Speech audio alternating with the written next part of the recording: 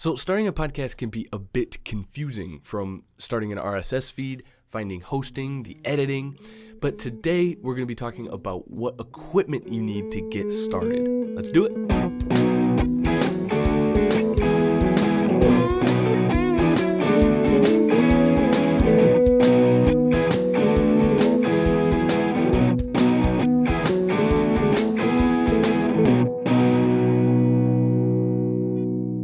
What is up, everybody, and welcome to another video. I am Matt with I Edit Podcast, and today I wanted to talk to you about what equipment you need to get started podcasting. So this video is for someone who has no audio recording equipment at all, and wants to start a nice sounding podcast, a good sounding podcast. So there are a few prerequisites that I'm assuming that most people have that want to start a podcast.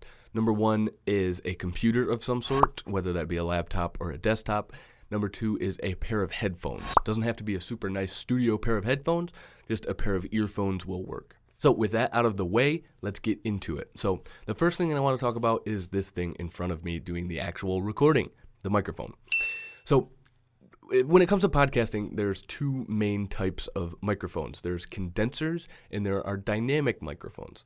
So there's a pretty big difference between the two. A condenser microphone is a lot more sensitive. It picks up a lot more of the room itself. It picks up everything that's around it.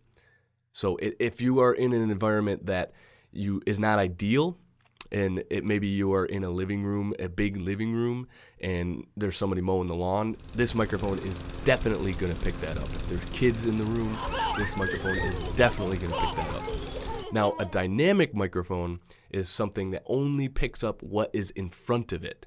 It's technically like a little heart shape of what is in front of it, but it allows a lot more distraction in the room that can be cut out. So if you don't have an environment that's super controlled and nice and quiet, then maybe a condenser mic isn't the right mic for you. I would say most people who want to start a podcast are going to want a dynamic microphone because most people don't have some sort of studio or a soundproof room to go into that they can use this condenser mic. So that's the first thing, whether you need a condenser mic or a dynamic microphone. Now, the next thing you will need to worry about is what kind of cable comes with the microphone, whether it's a USB or an XLR microphone. Now, a USB is exactly what it sounds like. You just plug it into the microphone, plug it into the computer, and you're done. All you got to do is record with it plugged into your computer. Everything that you need to record with is inside the microphone itself. So you just plug it in the computer. Now, that's not quite as high of a quality as an XLR microphone. Now, if you don't know what XLR cable is, it's the weird cable with three prongs in the inside, and that it plugs into some sort of interface, whether that be an audio interface or a mixer. So that leads me into the next thing that you might need. But before I move on, the microphone is probably going to be the most important investment in this entire thing. So I would suggest doing a little bit of research, and I will leave some links below on some good microphones that you can get, whether they be condenser or dynamic. So if you don't know what an audio interface is, it's basically something that you plug that XLR cable into and you have a little bit more control over the input of the actual audio, and it has a better sound card than what is in your computer. So that is one of the reasons why it's a higher quality microphone than a USB microphone, is because the sound card itself in the audio interface is better than your computer. So if you don't know exactly how audio is recorded, no matter what audio is recorded, there are always three main components. There is the microphone, there's the preamp, and the audio to digital converter. So when you have a USB microphone, all three of those things are built into the microphone itself. Obviously, the microphone, the preamp, and the audio to digital converter are all inside that microphone. That's why you can't get quite as good of a quality, is because you can only fit so much technology inside that microphone. Now, the audio interface is the preamp and the audio to digital converter in one. So the audio that's being recorded into your microphone is being recorded at what's called a mic level signal. Now, that mic level signal is super quiet, and it's not exactly what you're hearing when you hear it on your computer or your phone. Now, that mic level signal goes into the preamp, and that preamp raises it to what's called a line level signal.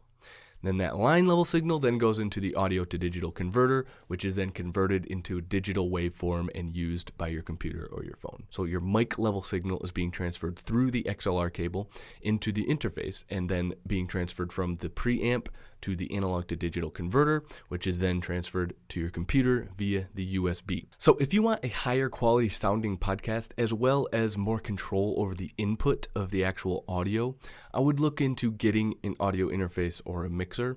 And again, I'll leave some links below and with some of my recommendations. So the next thing that I want to talk about is this screen that I'm talking into, which is called a pop filter.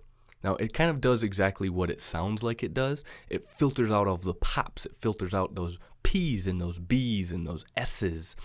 So it kind of cuts the air being pushed into the microphone and disperses it before it gets to the microphone. And I think one of these are super, super invaluable. They're really cheap to buy on Amazon, especially one of these. It's just a piece of fabric stretched over a ring. They also come in little foam pieces that slip over the top of your microphone. It basically does the same thing. It disperses the air before it gets to the microphone. And anyone who has a podcast, I recommend getting a pop filter because they're super, super worth it. So the next thing that I want to talk about is what is holding your microphone. So there are generally two options. There's a mic arm or a mic stand. Now, a mic arm clamps onto the desk, clamps onto your table, whatever you're using, and you can kind of manipulate it, move it around. It's a little bit more convenient, but if you ever bang into the table, if you ever tap on the table, you can really, really hear it vibrating through the arm into the microphone. And that's one reason why you would want a mic stand instead of a mic arm, because you don't have to worry about bumping into the table or tapping the table, even though you still shouldn't do that. You should also look into getting a shock mount, which kind of does what it says. It reduces the shock that is transferred into the microphone, so it kind of suspends on its own through some sort of elastic band. All right, that is pretty much all of the equipment that you're going to absolutely need to start a podcast. Now, something to keep in mind, if you have a USB microphone, you're not going to need an audio interface or a mixer because the USB is just going to plug straight into your computer and you won't be able to utilize the interface at all. All right, guys, thank you for watching this video. I really, really appreciate it. I hope this has helped you decide on what equipment you might need to start a podcast. If you like the video, like, subscribe, hit the bell, all that good stuff. You can find me on Instagram over at iEditPodcast. And if you're interested in my editing services, you can check out iEditPodcast.com. All right, see you next week.